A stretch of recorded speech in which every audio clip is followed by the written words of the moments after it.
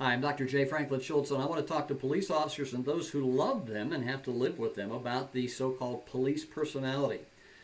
Whether there is a police personality, in other words, if you took 80 out of 100 cops, would they score similarly on a personality test, was a matter of a lot of study back in the 1970s when policing was being looked at very carefully by the federal government and by academics. And we're kind of back in that position now, here 40 years later. And so we might ask the question, do police officers have a unique personality? Well, I want to give you 6 points to think about in regard to that. Point number 1, police officers develop a police personality distinct from the rest of the population because the rest of the population assigns to the officer a life of vastly different experiences than the rest of the population experiences. And a recently published study, 2005, says that successful police officers have personality characteristics according to a certain personality inventory test that is widely given. They are assertive, confident, they have a sense of self-worth, they are independent, intellectually efficient, empathetic, achievement-oriented, and have social insight. And those who are unsuccessful or unfit candidates have unnecessary paranoia, undue fears, excitability, and impulsivity. And so there are some positive aspects, and certainly as a function of survival out on the street. In other words, we're dealing with people, some of whom are violent, some of whom have committed offenses. Then these characteristics that develop, I think, because of the workplace. I don't think that we necessarily recruit people into the field who have a predisposition to these kind of personality traits.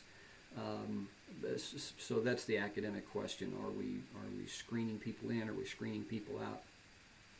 But I don't think anybody can deny that the influences of the workplace are going to create a certain personality set. The second things I want to say about that is that all occupations have personality and culture traits. Whether you're a doctor, a dancer, or a dock worker, you're going to have a certain set of vocabulary, you're going to have some shared experiences, you're going to roll your eyes at the same thing at time and at the same things and be excited about the same things and be frustrated by the same things and be motivated by the same things.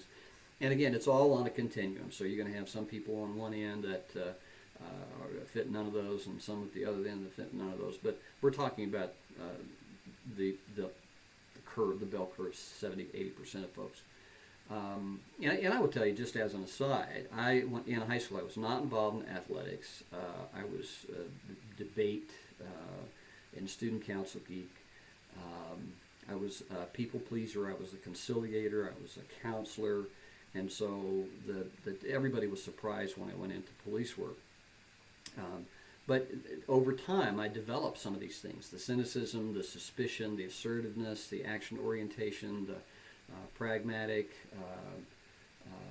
confidence, independence, and yes, empathy. So my personal experience is that police officers are made, not born, although certainly some are born with maybe a better set of proclivities than I was. But suffice it to say that every occupation has that, so it's not just categorically bad, that lots of cops seem to have similar attitudes and behaviors. So number 3, which is very important, this was really key here, the personality traits are survival skills and therefore take preeminence in the brain. And here's the example that I always give.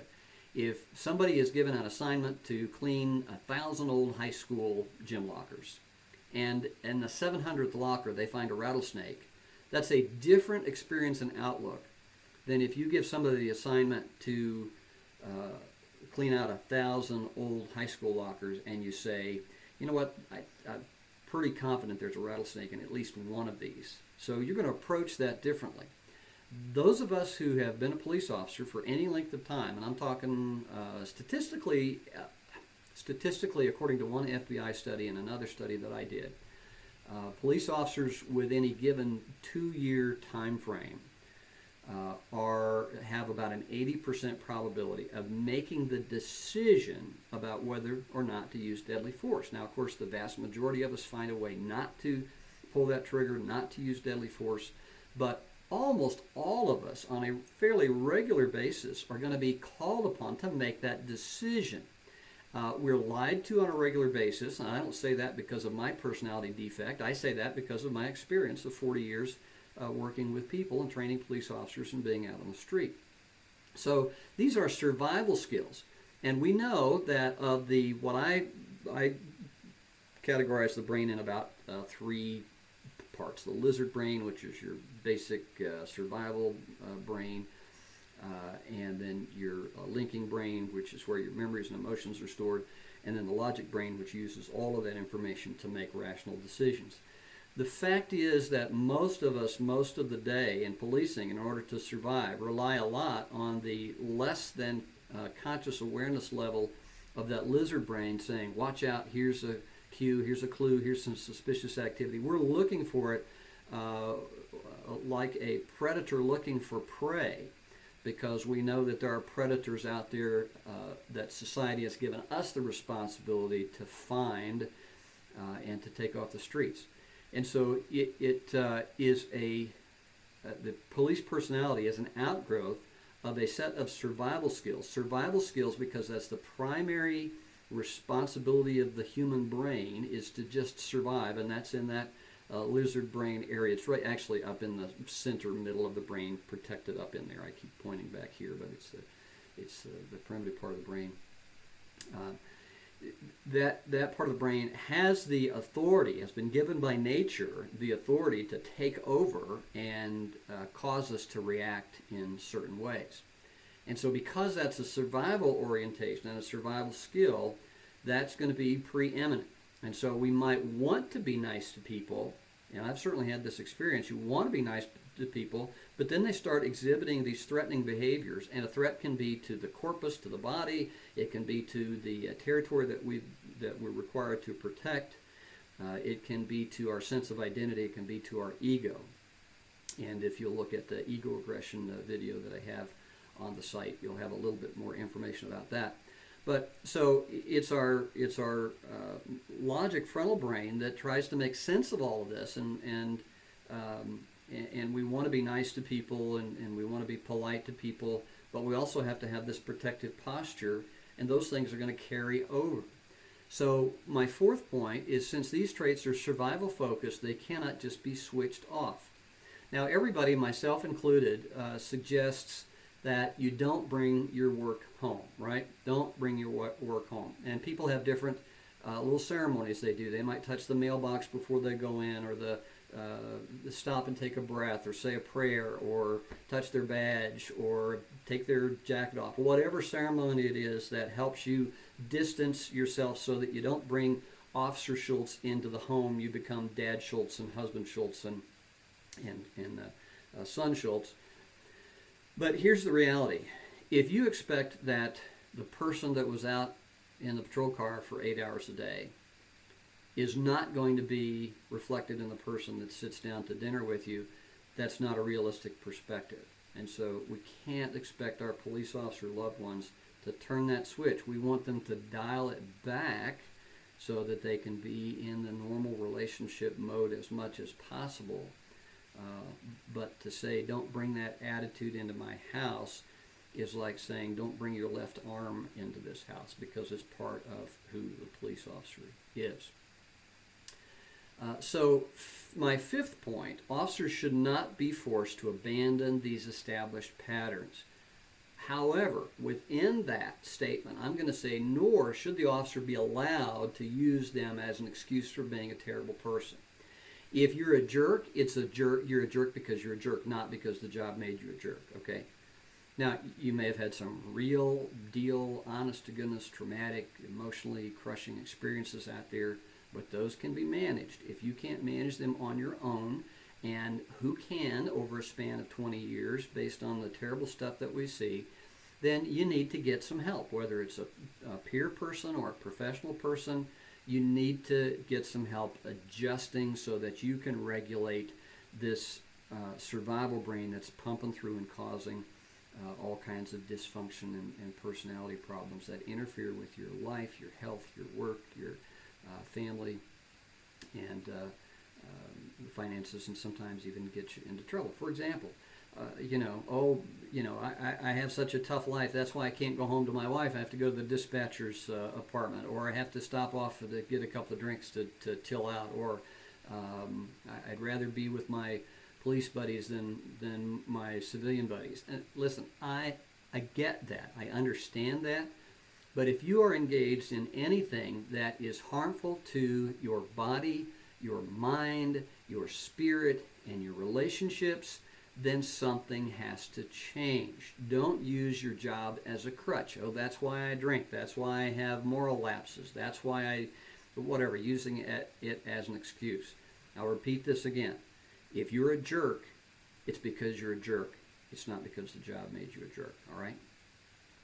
So my sixth and final point, how do loved ones cope with that personality? And I'm going to give you a couple of suggestions. Number one is allow for a time of decompression. When that officer gets home, it is my suggestion that the family, the loved ones there, don't immediately engage with that officer. And that officer needs to take a breath, take a jog, walk around the block, stay in the bedroom for 15 minutes, sit down in the basement in the dark space and drink some water for 15 minutes. Some cooling off period, some cooling down period.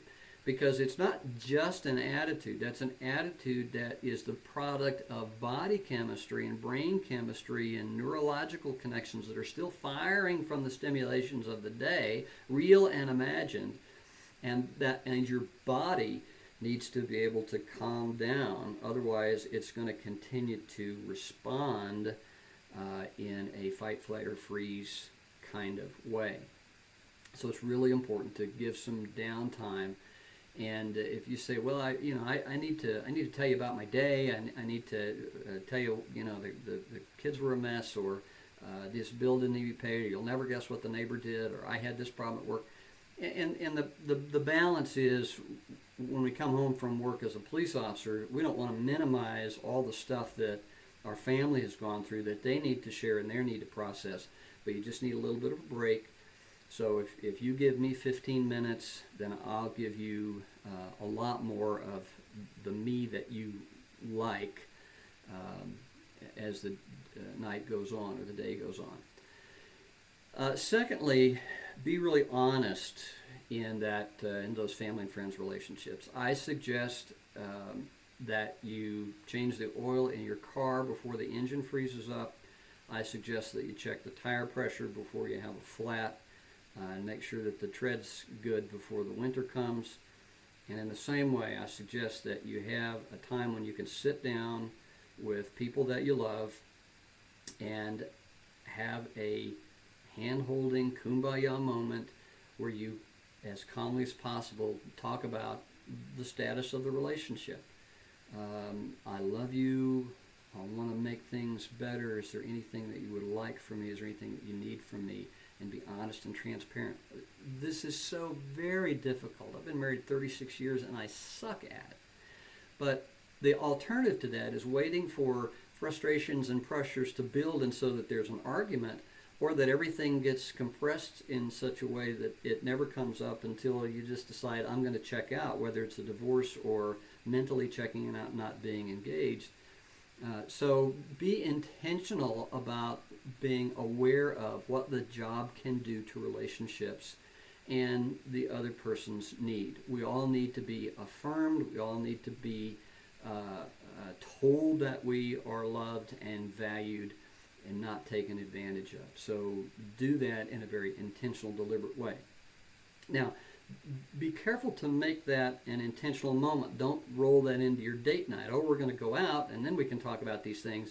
Unless you're going out to talk about those things, if you're going to go out to have a nice time and enjoy each other, and then you end up talking about these prickly points in your relationship, you're not going to serve either purpose. And so be careful about that. And thirdly, it's important that the person who loves the police officer finds a non-threatening way to tell the officer, I'm not the enemy. I'm not the enemy. I know you've been out there dealing with knuckleheads and liars all the time, but I'm not a knucklehead or a liar. You know, and it's important that the person who loves a police officer establishes those boundaries and expectations. It will give some comfort and some openness to that relationship and to the police officer as well. But here's the thing, because the lizard brain is so attuned in the police officer's life to picking up micro expressions and inflections and environmental cues, that sometimes when the loved one of a police officer is hesitant to say something because you either don't want to burden them, or you don't know how they're going to react, or for whatever reason, or you're trying to keep it together so that they can keep it together,